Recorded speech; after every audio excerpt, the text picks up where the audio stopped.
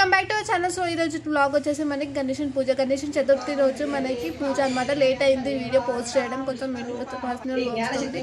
So Ganesha పూజ start చేసేసారు మా ఇంట్లో వాళ్ళు, మా మమ్మీ డాడీ. లైక్ గౌరమ్మకి పూజ చేయాలన్నమాట. ఫస్ట్ చేసిన తర్వాత గణేశ పూజ చేస్తారని చెప్పి పంతులు గారు స్టార్ట్ చేయించారనమాట. సో స్టార్ట్ చేసేటప్పుడు పంతులు గారు ఎలా చెప్తే అలా ఫాలో అవుతూ ఉండాలి.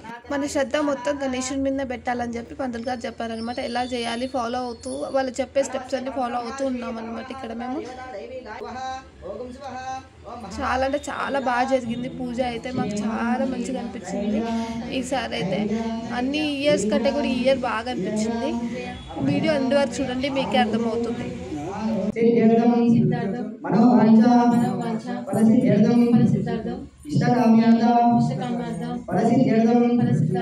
శ్రీ మహాగౌరీ గణపతి పూజా కరిష్యే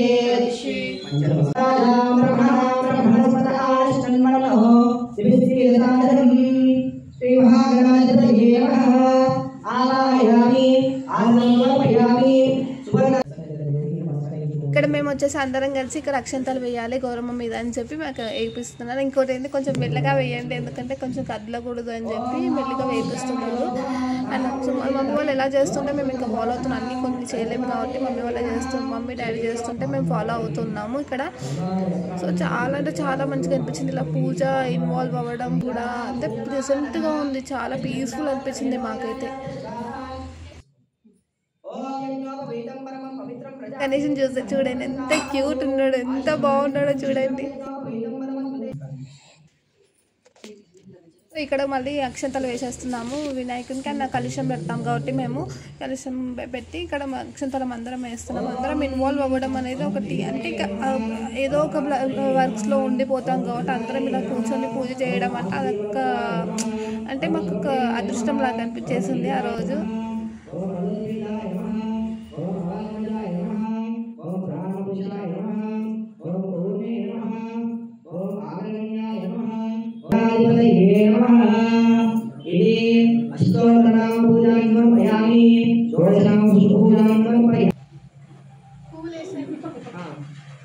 ఇక్కడ మా గణేశుని అనమాట చాలా ఒక 2 days బ్యాక్ నుంచి మేము డెకరేట్ చేస్తూ వస్తున్నాము.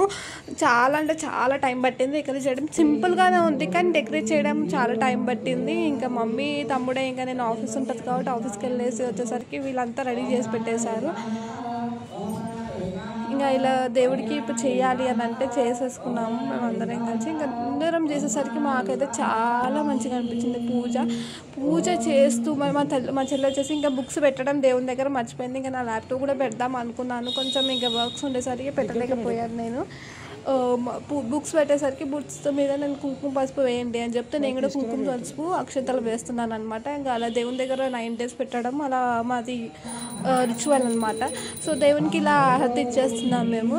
హారతి ఇచ్చి మేము అందరం కోరుకుంటున్నాం. పంతులు గారు చెప్పారనమాట, ఇలా కోరుకోండి, మీరు అక్షంతలు పట్టుకోండి, ఇంకా దేవుడిని మొక్కుకోవచ్చు, మంచిగా మనసులో కోరుకోండి అని చెప్పి చెప్తున్నారనమాట. మేము అలా చేస్తూ ఉన్నాము.